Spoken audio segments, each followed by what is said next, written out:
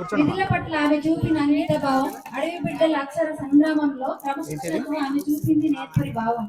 అందుకే ఆమె అందరిలో ఆదర్శనీయం. అంగన్వాడి బడి అంటేనే అమ్మబడి, అమ్మబడి లాంటిదని నిరూపించిన వానోజ్యోతి సాధించిన విజయ ప్రయాణం ఇది. తన నివాసానికి సుదూర ప్రాంతంలోని అడవి మార్గంలో ఉన్న అంగన్వాడీ కేంద్రానికి ఆమె ఒక చిన్నపాటి ఉపాధ్యాయురాలు. అక్షజ్ఞానం లేదని అమాయక గిరిజనుల కోసం ఒక తపస్విలా కృషి చేస్తూ ఆ బిడ్డలు అనుసరిస్తున్న అనాగరిక జీవితాల్లో మార్పు కోసం వెలుగు జ్యోతిలా నిలిచింది ఈ భానోత జ్యోతి. ఐసిడిఎస్ శాఖలో ఉన్నతాధికారుల ఆదేశాలను ఒకవైపు విధిగా నిర్వర్తిస్తూనే తాను అనుకున్న లక్ష్యం సాధించేందుకు ఎంచుకున్న గమ్యం వైపుకు ఒంటరి పయనం చేసింది. అడవిలో అలవందలతో దోస్తీ చేసింది. అందుకే తాను నిస్వార్థంగా నిర్వర్తించిన కర్తవ్యానికి మేధావులు మన్ననలు పొందింది. అంగన్వాడీలలో సకల సౌకర్యాలు కల్పిస్తామని, చిన్నారుల ఆలనా పాలన చేయమని ప్రభుత్వాలు ప్రకటిస్తున్నా మేరకు భానోత్ జ్యోతి చేసిన నిస్వార్థ సేవకు ప్రశంసల జల్లు కురిపించడంలో అతిశయోక్తి లేదు. తాను సాధించిన విజయం వెనుక తాను పనిచేసిన శాఖ అధికారులు, కుటుంబ సభ్యులు మరియు తోటి మిత్ర బృందం సంపూర్ణ సహకారమే కారణమని భానోత్ జ్యోతి సగర్వంగా చెప్పడం సంతోషాన్ని కలిగిస్తుంది.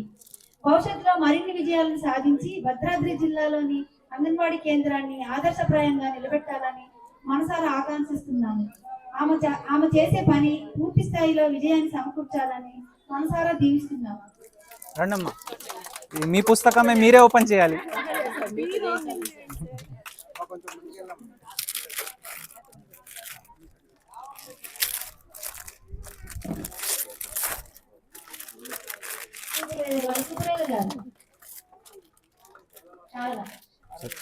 టేప్ పెట్టారేమో కింద.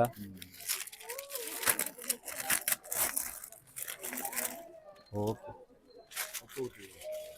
పట్టుకోండి ప్లీజ్. ఎస్ ఎస్ ఎస్, తీసుకోండి, అందరు పట్టుకుంటాం.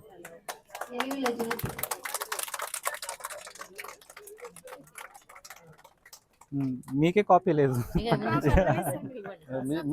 నేను పట్టుకుంటాను. ఇది ఇవ్వండి ఇవ్వండి.